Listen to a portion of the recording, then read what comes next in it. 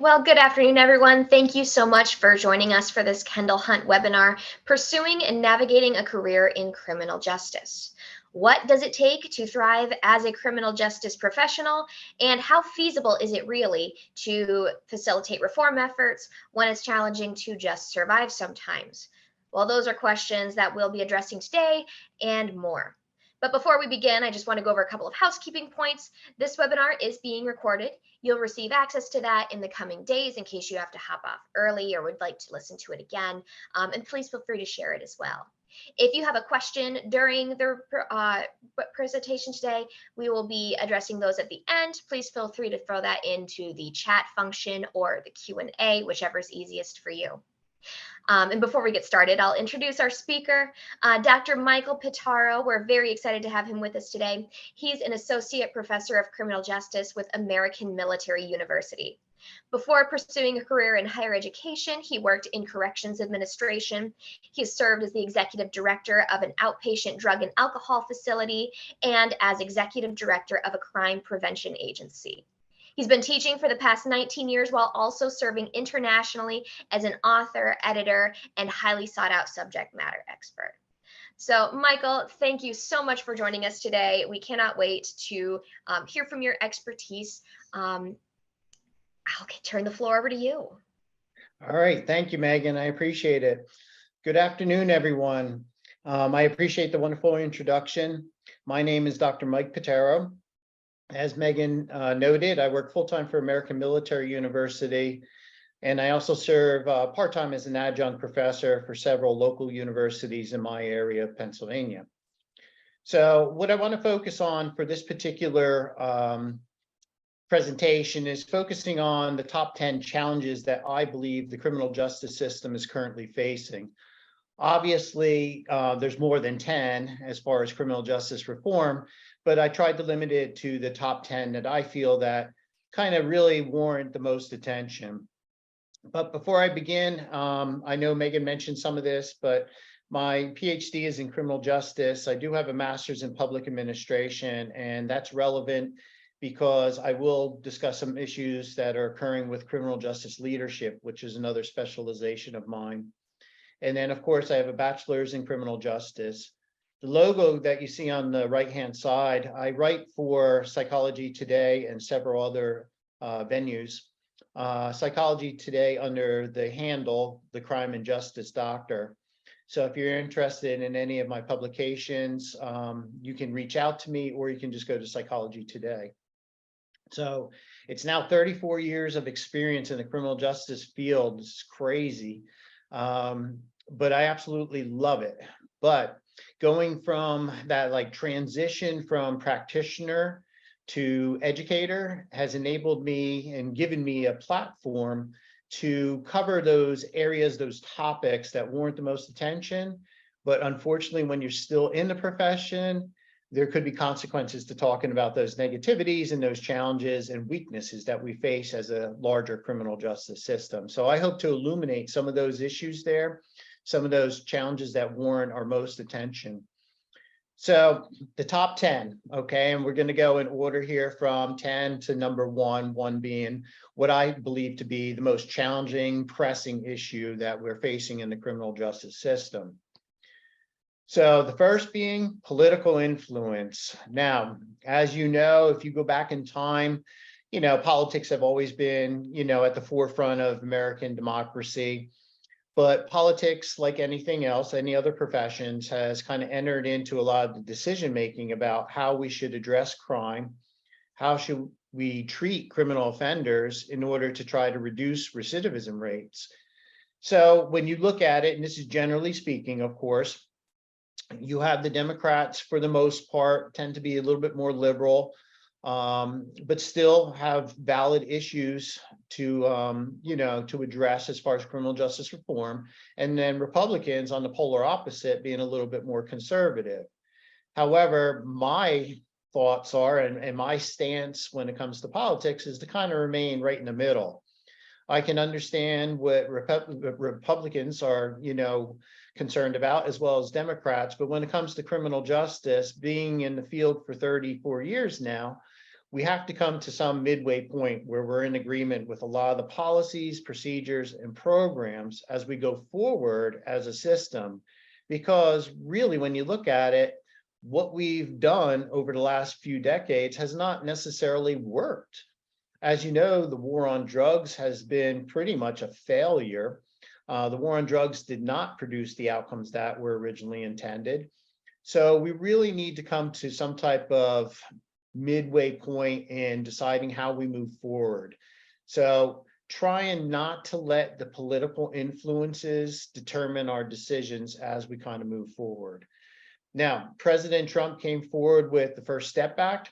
Great piece of legislation at the federal level to address criminal justice reform. But the intention was, since it was the first act, we should have a second act, a third act, and it should continue onward.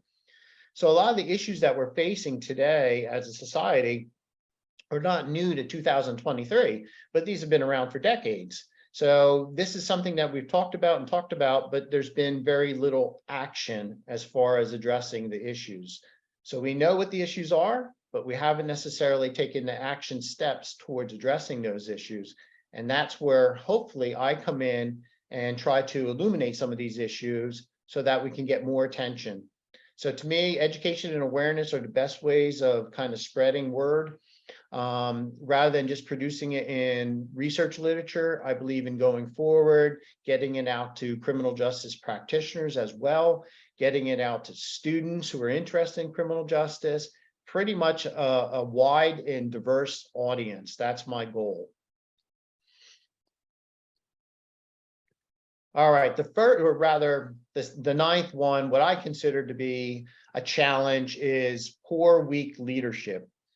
When I was pursuing my doctorate degree, one of the courses I had to take was obviously criminal justice leadership. And my master's is in public administration, which is essentially equivalent to an MBA, but more focused on the public sector of management and leadership. So over the years, and this is not just my research alone, this is of other researchers, most of the complaints or concerns that come from criminal justice professionals have to do with poor, inadequate, or weak leadership in criminal justice. Regardless if it's in law enforcement, whether it's in the court system, or whether it's in corrections, leadership is a significant issue. And when you think about it, most people leave the criminal justice profession not due to the salary, and surprisingly, not due to the perceived dangerousness of the position, but more so about supervisors and those in administration in which you kind of don't get along, okay? There's kind of like a little bit of a deadlock there as far as kind of voicing your opinions and feeling empowered, feeling valued. And this is a significant concern of mine. For example, one of the areas that I've been trying to address is that I understand promoting from within in the institution, okay? Totally get that, totally agree with that. However, I'm not as big of a proponent of promoting individuals to leadership positions simply based on seniority. So, for example, Joe Smith has been here 20 years. Let's make him an administrator simply because he's been here 20 years. As you know, you probably know people that they do well in their capacity as a frontline employee, let's say as a patrol officer, corrections officer, and so forth. But that doesn't necessarily equate to them being a good leader and having leadership attributes that make them a good leader. So that's a concern of mine, is that we really need to start looking at, do they have the interpersonal communication skills? Do they have those leadership attributes that we desperately need in the criminal justice system to move us forward? Okay, or are they simply being promoted to these positions, but still having that closed-minded, very antiquated type of outlook on the criminal justice system? Often I hear, well, if it ain't broke, let's not fix it. To me, that mentality is kind of ridiculous. Just because it's not broken doesn't mean that it doesn't need improvement. And I desperately think the criminal justice system needs improvement. Now, granted, if you travel the world, we do have one of the greatest criminal justice systems in the world, and I agree with that, but it's not without its flaws, okay? There are weaknesses, there are areas that still need attention, and we keep talking about it, but doing very little in the way of action. This is kind of, I struggled with this as rating number 8. It should be rated a little bit more higher, but you'll see as we continue on why I did it as number 8. Physical and mental wellness. When I was an undergraduate interested in pursuing a career in criminal justice, my professors kind of presented everything, and this is not to be derogatory or demeaning in any way. They were awesome professors, and I kept in contact with them after graduating. But everything was presented more in a positive way, you know, all the positive things about being in this profession, which is awesome. You want that, right? You want to attract people to the profession, but you also have to present the negatives, the weaknesses, the challenges. And some of those challenges that were just recently, and I'm talking just within the last decade, now addressing, has to do with physical and mental wellness. So, for instance, criminal justice professionals have, on average, higher rates of divorce, higher rates of problem drinking. I don't necessarily identify it as alcoholism, but problem drinking, misuse of medication. Then there's also higher incidences of domestic violence. And then, of course, stress, burnout, depression, anxiety, PTSD, which is post-traumatic stress disorder. And of course, the ultimate is suicide. For example, in corrections, the research literature is suggesting that corrections employees, not just officers, but staff and administration as well, have a suicide rate that is 4 times that of the average citizen, 4 times. The average age of a correctional officer, for instance, is age 59. So that's concerning, and that's something that was never, ever talked about in any of my undergraduate or even my graduate courses for that matter. And now that I think about it, I can't even recall anything that we discussed in my doctoral program.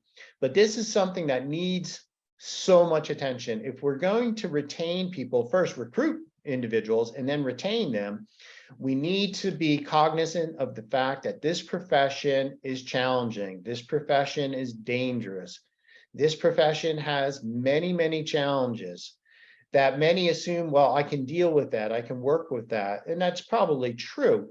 However, it's best that we really start to address these issues, that when burnout starts to, appear, you really need to get some help, and whether that's professional help or help directly from your employer. But we can't necessarily continue with this stigma that just because you work in criminal justice, you're fine, everything is okay. This profession will have an impact on you. It will affect you. As far as physical, we have higher rates of cardiovascular disease attributed to higher rates of blood pressure and cholesterol, overweight, okay, because of a sedentary type of lifestyle. So these are all areas that desperately need attention. And I've really been focusing on this probably for the last 5 years. And this has been well received by criminal justice practitioners across the US by bringing attention to these things, that leadership cannot discount them. They have to acknowledge that we are human and we all need help, okay? So that's important for me. Next one, better recruitment and retention. We've seen a lot of videos go viral of officers using excessive and or deadly force that's involved. That's a huge concern, which I will tackle in a few minutes here. But lowering the standards for recruitment, to me, is not a good idea by any means whatsoever. You can't lower the standards because the perception is you're not getting people. You're not getting people to apply for the jobs. To me, lowering the standards is not the answer, particularly if you're trying to avoid these viral videos. If anything, we need better training. We need to have employees feel valued. We need to empower them. We need to make them feel like they're part of the team, part of the organization. Again, going back to leadership. But trying to recruit women and racial minorities in particular, okay, we can't necessarily lower the standards. We just have to approach it differently in our recruitment process. We have to look at it differently. whether that's going on to college campuses, university campuses, tapping into military, whatever we have to do to get a better suited employee for the criminal justice system. But lowering the standards, definitely not the answer. And we really need to start looking at the criminal justice system and all the positive things that it does. Unfortunately, in today's society, there's more of a negative light than there is a positive light, which is interesting because if you go back to 9/11, anyone who worked in the criminal justice system, all first responders were pretty much hailed as heroes during that time period. Then, of course, a few videos come out, and of course, we're presented in a negative light. However, we have to realize that out of all the criminal justice employees, I mean, there's over 400,000 correctional officers alone. So if you look at all the criminal justice employees, from police officers to courtroom personnel to probation, parole, corrections, there are hundreds of thousands of individuals that do their job and do it well. But unfortunately, that's not getting the media attention that it desperately warrants. So we have to really highlight those areas. If we want to attract and retain those individuals, we have to present it as being a more appealing type of profession, more so than worrying you're going to end up being terminated or it's just not for you. We have to really rework how we recruit individuals and how we retain those individuals. And what I mean by retainment is that for some, let's take corrections again. For some, they use corrections as a stepping stone. So it's a stepping stone to get into the profession, but maybe it's not necessarily the position that you want. So you use corrections as a correction officer to get some academy training, get some on-the-job training, and then, of course, you can move into law enforcement from that point forward, or to probation, parole, something else. That has to change. You know, I spent nearly 20 years working in corrections. It's a great field with great men and women who really dedicate their lives to this profession. And we are making great strides as a profession. But we still have that stigma that corrections is not a long-term profession where you start and you can retire from. That needs to change. So we really need to look at how we're recruiting, how we're retaining individuals, and take a different approach. One of my, I guess my pet peeves with criminal justice system over the last 3 decades is that we tend to do the same things over and over again, expecting different results. And I believe it was Albert Einstein who said that is the definition of insanity. And I agree with that. So if it's not working, we need to reevaluate how we are proceeding and then take a different alternative route. And that's something that we're not doing. So hopefully in the future, we can kind of address those issues and change those issues. Sorry, I got a little crazy here with my graphics. Education comes up. Now, of course, I'm a little biased because I'm a professor and I want people to go to college, you know, and study. But again, let me preface this by saying that having a university degree does not necessarily make one smarter, does not necessarily mean they're going to be more successful by any means, because there are other internal, external variables at play that kind of need to be considered. But why is education important and why did I include it? Education has been shown to have individuals, when you're recruiting and retaining, have individuals who tend to be more open-minded, which I like, more tolerant, more understanding, they're better listeners, and most importantly, well, not most importantly, but another important aspect is that they have fewer complaints lodged against them. So there's something with that. So education, well, of course, it broadens your knowledge of different types of subject areas. It does show that those who enter into criminal justice with a college degree tend to do better as far as doing well in their jobs, less disciplinary action against them, less issues with citizens, or if it's in the, you know, having to do with corrections, less issues, less complaints from the prisoners themselves. So granted, some citizens will complain regardless. Some prisoners will complain regardless. But for the most part, when you look at it and you look at the research has been very consistent for the last decade in showing that education is a positive factor. So I'm one to say that we can't necessarily lower the standards by saying, okay, we're going to go from an associate degree down to a high school diploma, because to me, that's not the answer. If it's at an associate degree level for the position, it must stay at that position or stay at that level. But then we have to look more at training. We have to kind of, rework our trainings. We have to look at the academy. We have to really reevaluate the entire criminal justice system. And that's something, unfortunately, that we have not done. Interpersonal communication skills. This is something that's often rarely discussed, actually, even at the college level. But those of us that have worked in criminal justice, that have transitioned into academia and now teach, we're sure to talk about report writing, okay, being able to testify in court, wearing many hats. And as you know, in the criminal justice system, regardless of the position you hold, you wear many hats. You're a counselor, you're an educator, you're an enforcer, disciplinarian, you're a social worker. You have so many titles, okay, that fall under your given title, if you would. So this is something that's so important, but being able to clearly articulate our thoughts, our opinions, the facts about a case or an incident, verbally and in writing. This was something, unfortunately, I had to learn as I go, kind of learn on the job. If I look to my reports when I was fresh out of college at 21 years old compared to, say, now, vast difference, obviously, because writing is a skill. And the more you write, the more you're going to improve. The same thing with testifying and being able to do oral presentations.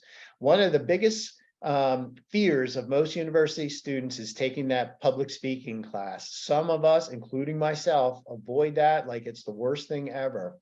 But it's probably one of the most important classes that we can have, because you have to learn how to deal with working with citizens, some who are not happy. You have to learn how to have empathy for victims, crime victims. You must testify in court, okay, against, attorneys. And you must also learn how to deal effectively with supervisors, co-workers, and so forth. So you have to really be able to kind of move around the room and adjust how you deal with individuals, how you speak to them, the reports that you write, so forth. So if you look at the little slide I have here, the little graphic with interpersonal communication skills, adaptability, criminal justice is constantly evolving, all right? And that's a good thing, all right? But you got to be able to adapt to that. I'll give you an example. When I worked in corrections, we went from that old style, the linear style of cells that kind of have long corridors, 2 levels. The officer walks down the corridor. We used to refer to it as the catwalk. Okay, then we went to direct supervision, which is the style that we use now for most housing units in prisons and jails. And a lot of officers had a really tough time with that, because rather than being on the exterior of the bars and just kind of passing by the prisoners in their cells, you're now immersed with them, 75 to 90 individuals. Okay, and you're right there on the floor with all of them. So I can understand that that change can be quite challenging.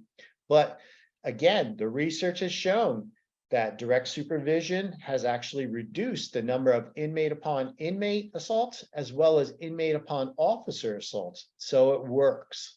So adaptability. Negotiation. It's a field where you got to have a little give and take. Conflict resolution, by God, isn't that one of the most important things in this field? You got to be able to address conflict, and that's typically done through de-escalation, coping, resiliency. Communication, verbally, orally. Conflict management, same as conflict resolution. Persuasion skills, affirmation, team building, and self-awareness. I'll get into the self-awareness in a little bit because that's important as well. And I think that's why we're seeing these incidences of correctional or even law enforcement employees essentially crossing the line, okay? And we'll discuss that very shortly.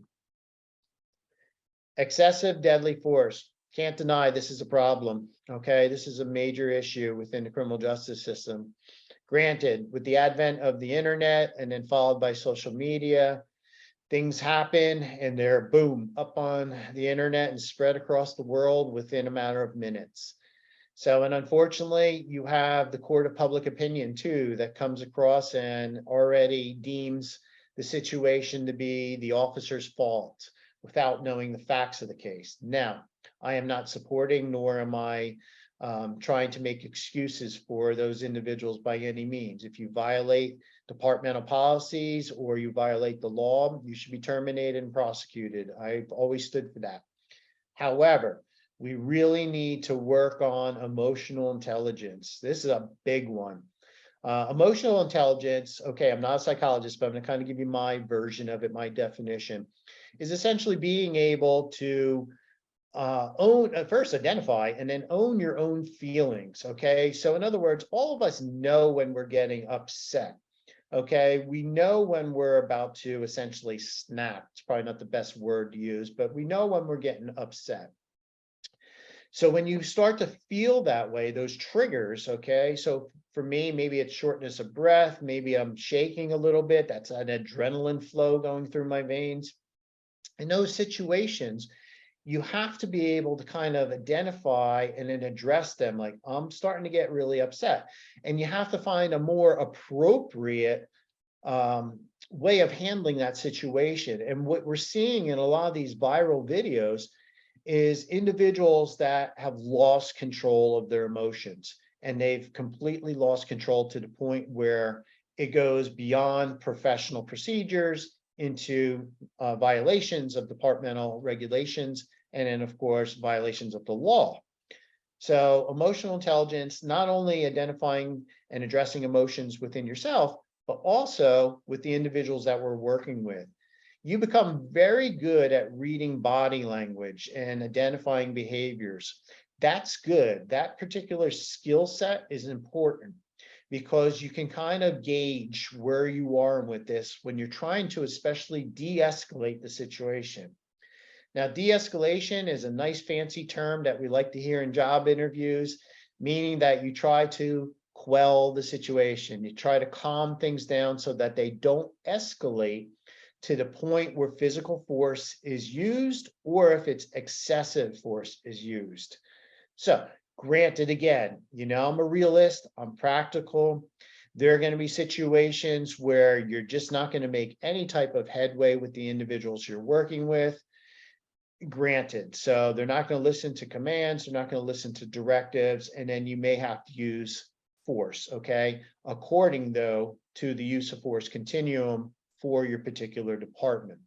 But de-escalation is so important because if you go back to when I was hired in corrections, a lot of the decisions for hiring the person were based on physical appearance and as to whether or not you can handle yourself physically. Now, perception just based on first glance at you, but we don't want that. We want individuals who can calm a situation down before it even gets to that point. And that has been shown to be very successful and definitely something that I would encourage employers to do. Corruption. I'll be brief with this, but the corruption is in every profession. Unfortunately, we're entrusted with, you know, the public's confidence in us. And if we violate that, we're going to be on the news, and rightfully so. But corruption is a main problem here. I definitely think that leadership must address it by having a zero tolerance policy when it comes to any type of corruption. So unfortunately, fortunately, we do a great job of hiring individuals by going through the entire process of recruitment through psychological evaluation, background investigations, criminal history, the whole works. But temptations are always there, and there's going to be some that are susceptible to taking those temptations. Personally, I've never understood it. I would never do something like that, but others have crossed that line. So we really need to address those issues so that we can reduce incidences of corruption within law enforcement, corrections, and of course, the court system. Resiliency and coping skills. This kind of goes with the physical and mental wellness. Again, this is a stressful profession. So what I've done through a lot of my trainings, a lot of my publications, is not just addressing, okay, this is a stressful career, goodbye, but rather also, okay, here's what you can do to address those issues. Okay, how do you deal with burnout? How do you deal with stress, depression, anxiety, suicidal ideations? What can you do? Okay, so we can't just present, okay, these are the challenges, but what do we do? Okay, how can we address these things to minimize the occurrences of burnout, stress, and so forth? So I've really worked hard to kind of devise strategies that have been shown to be effective, and I utilize them myself. So it's better with, what are you eating? You know, are you exercising enough? Are you kind of, staying mobile and doing things? Do you have hobbies? Do you have anything that could kind of divert your attention?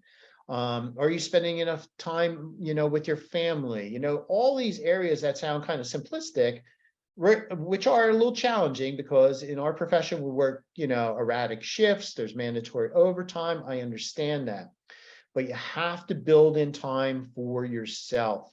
Quality time is so important. Okay, it's not necessarily the quantity, but the quality of it, and focusing on yourself, your physical self, but also your mental well-being.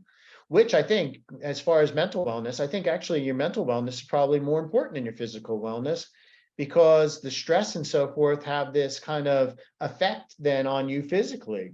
So if you're full of anxiety and you're stressed out, it's going to affect your blood pressure. It's going to affect your eating habits.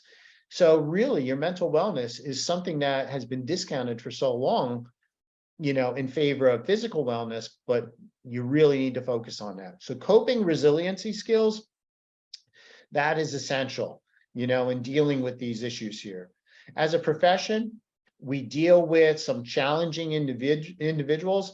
We see things, we hear things, and we participate in things that most citizens can never even fathom. So we need to know how to effectively address those emotions when they come up. By saying you're fine and you're okay is not the answer.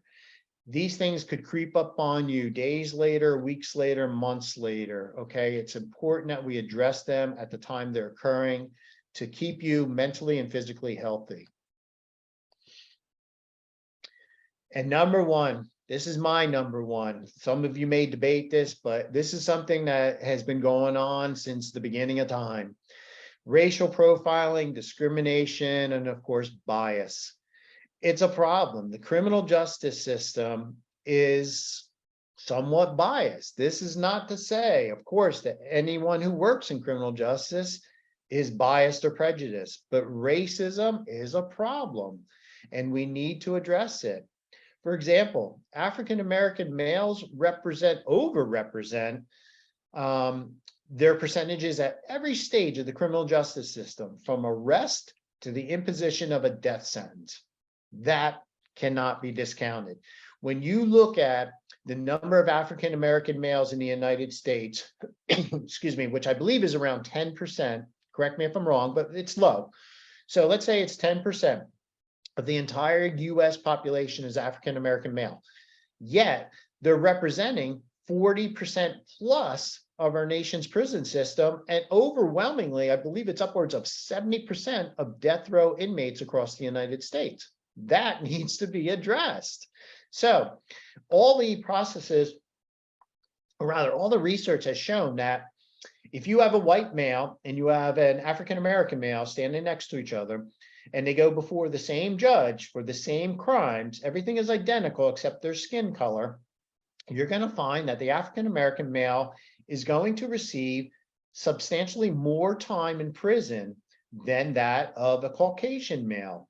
The same thing applies to African-American females and Caucasian females.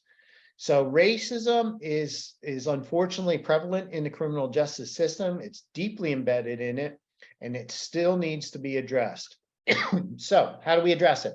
Again, I offer the challenges, but I offer solutions as well.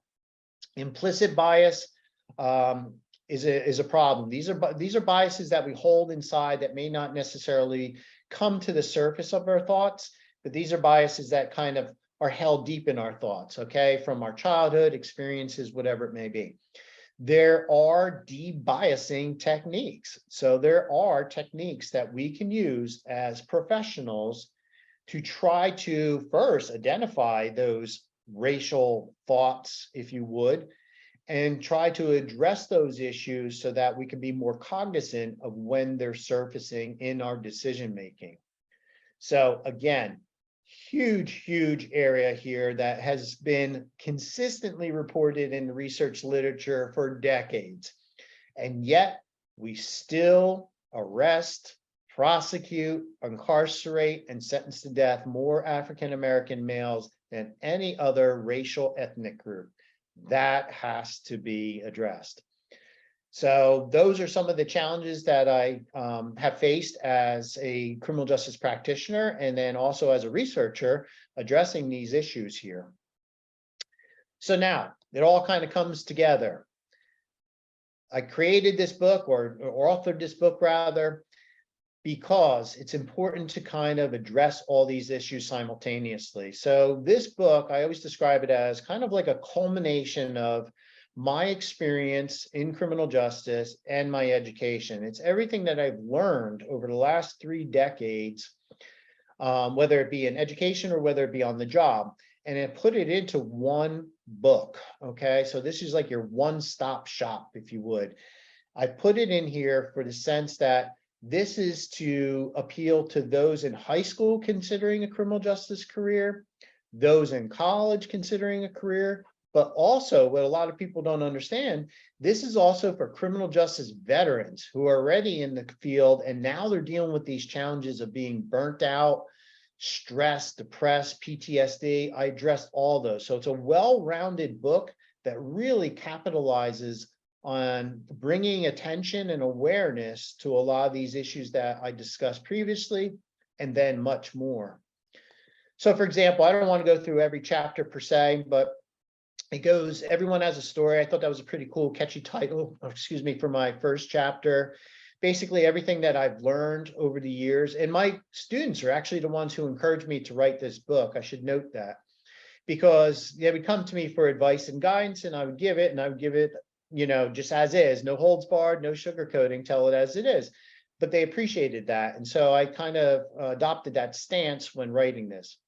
Career advice and guidance, what I did well, what I did not do well in, successes, failures, pros and cons. You know, social media, we tend to present all our success stories, but there's a lot of failures that go way behind that before you become successful in that area. Experience in education, volunteering to internships. I do a lot of pro bono work, which is basically free work, okay, just to get the word out. So I'm not in this for the money. I am more in it to spread education and awareness to others. Chapter 4, pre-employment process. We have a unique process. It's multiple phases, and you got to successfully go through every single phase before you're offered conditional employment. The academy and probationary period, how to successfully navigate both of those areas there, because you're still conditional until that probationary period expires. Embracing ethics, morality, humor, and humility. I think these are so essential. These character traits are so important to me. Humor. Let me just briefly talk about humor. You got to have a sense of humor. Now, we're living in a society where we tend to be a little overly sensitive, in my opinion, on certain things here. And that's why criminal justice professionals tend to have more of a darker sense of humor, a more morbid sense of humor. But humor has been shown to be a great coping mechanism. It helps you deal with very, very traumatic issues. So I'm a big fan of humor. Emotional intelligence, I touched upon that. Basically, it's a skill, okay? Unlike your intelligence or your personality, which are pretty much set at an early age, emotional intelligence is fluid. It can be learned, it can be improved. So really look into emotional intelligence. Minimizing the impact of burnout and stress. This is a big one. This is probably one of the most sought out areas that criminal justice professionals reach out to me for. Okay, again, I'm not a psychologist or a psychiatrist. I am giving you on the job what has worked for me and what the research supports. Along with that, depression, anxiety, PTSD, getting rid of the stigma. It's slowly going away, but it's not necessarily going away. And as you know, it's been tied to mass shootings and other areas. So mental illness is still a stigma across the globe, but in the United States in particular. Then self-destructive negative coping strategies that we embrace. Again, we have a tendency to drink excessively. We tend to misuse drugs, let's say to help us sleep, to get rid of pain, and it becomes very cyclical in that sense. You can't sleep, you take a sleeping pill, can't wake up, you take something to make you wake up and continue. Irritability, suicidal thoughts, and as many of you may or may not know, when it comes to suicide, we are more likely to die by suicide than to die in the line of duty. Keep that in mind. And the manner in which we die by suicide is by firearm. We are more likely to use our firearm to die by suicide than any other method. So these are things that are, I guess you could say, somewhat, in a sense, unique to criminal justice. Again, the typical response is, I'm okay. Why do they say they're okay? Why did I say I was okay? You say it because you're fearful that if you express any type of emotion, it's going to be perceived by your superiors as a weakness, a vulnerability. So you keep that inside. As many of you know, if you keep all those negative emotions bottled up, only eventually are they going to come out, and typically they come out ugly. And that's where you embrace those negative coping strategies, which are definitely not for you. Chapter 11, positive physical coping strategies. Again, I offer solutions, effective coping and resiliency. Again, all these solutions to trying to address these things, or at least minimize. Can you get rid of stress entirely? Absolutely not. But can you minimize it? Absolutely yes. Transformational leadership, if I had more time, I would definitely hone in on that more. But transformational leadership is essentially like a coaching, mentoring type of style. It's a style that I've embraced throughout my career, including in teaching, and I truly believe it works. So I kind of practice what I preach, okay? This is not just something I researched and said, oh, this is good stuff. This is something that I feel truly works. This particular approach is really good. And it differs from the transactional, more authoritative, kind of quasi-military style that most of us are accustomed to, particularly if you're a little older like myself. That's been the style. We're slowly seeing this transition to this coaching, mentoring type of style. And of course, implicit bias, racial profiling, what I addressed. Oftentimes you or someone you may know who's been in criminal justice for a number of years, they become a little jaded, a little cynical. And that can be addressed as well. Okay, so you can't necessarily let this determine your personality and your outlook on life. Okay, we tend to focus more on the negatives, but there's a lot of positive aspects of our life that we really need to concentrate on to be happier and healthier. That, my friends, concludes today's webinar. If you have any questions in the chat, I'll answer them. And then, of course, my email is located below. You can always email me if you have any additional questions. Thank you. Wonderful. Thank you so much. We do have just a couple of questions here. And again, please feel free if you've got any to throw them in the Q&A at this time or in the chat. But something that someone was wondering was, you mentioned you're a big believer in education. Are there any trends that you've seen that maybe there's a particular class that when you've noticed, students taking this one, it has just particularly equipped them in maybe a way that was surprising, or something you think should be included in more criminal justice curriculums across the board? Yeah, I think the answer to that, I think the biggest thing is make it more practical. Let's be realistic here. A lot of students aren't necessarily big interested in the book tests and so forth. They want to know, like, how is this going to affect me? How can I use it? So I do both. I present, okay, this is what the book's saying, this is what the research has shown, okay, and I may have to tweak it a little bit and say, okay, this is what happens in reality. So we go over things about testifying in court. That's something that really can't be articulated in a book. Arresting someone, putting handcuffs on someone, these little things that are practical if you're going to enter this profession, but unfortunately you can't necessarily put into a book chapter. So, and then students have consistently said that those who have experience, and this is any university, and this is not just Mike Pitaro, it's anybody who's had experience, students prefer to work with those that have real life experience. That real world experience lends itself, to me, to a better educational journey. Yeah, absolutely. Make it practical, make it important. I'm sure that improves retention too, when it's like, oh, this is something I need to know and remember. Absolutely. And I get that sometimes from students, they'll reach out to me years later and say, hey, I remember when you said this. And I'm like, I don't even remember when I said that. But it's good it kind of validates then what we're doing, is that we look at it. I refer to myself as a scholar practitioner. I never lost sight of, my roots, I guess you could say. And I bring that into the classroom. So I want them to not just be prepared for this profession, but to survive. I mean, literally and figuratively, to survive in this profession. And so that's always been my end goal. Yeah, absolutely.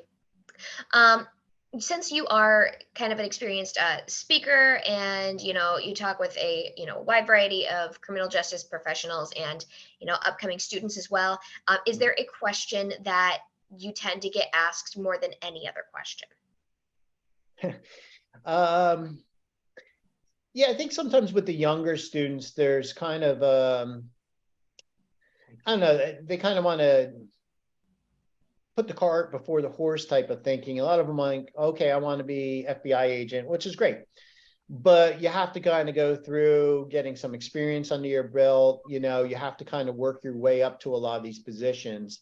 And of course, there's what we refer to, and you've probably heard about, is the CSI effect. Everybody wants to be crime scene investigators. And I'm like, it doesn't work, as it does on TV. It's not as glorified. There are not as many jobs in that area. So I think a lot of it has to do with like future employment, and it's not to squash any dreams by any means. That's not my goal, but prepare you, okay, so that you don't graduate from college and then you're kind of felt misled. I don't mislead you.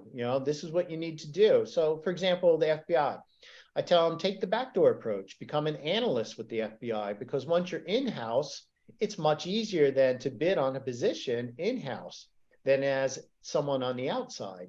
So there's ways around a lot of these issues that I didn't know when I was their age. So a lot of this book is based on like, what would I tell my younger self, if I had advice? And I wish I did have all this advice. And that's kind of one of the premises of the book as well is, what did I learn in 30 years? And what could I teach people so that they don't necessarily make the same mistakes, or I guess you could say kind of go through the same challenges. I don't want to call them mistakes, but same challenges that I did unnecessarily. Absolutely. Wonderful. Do we have any other questions today? All right. I think that takes care of everything. Well, thank you everyone again for coming today. Just want to reiterate that you will receive a recording of this in the coming days. Feel free to reach out to Mike. Thank you so much for your time today. It was a wonderful presentation. We really enjoyed it. Thank you so much, Megan. And thank you to everyone who attended. I really appreciate it. Absolutely. Thanks everyone, and have a wonderful week. We'll be getting back with you soon.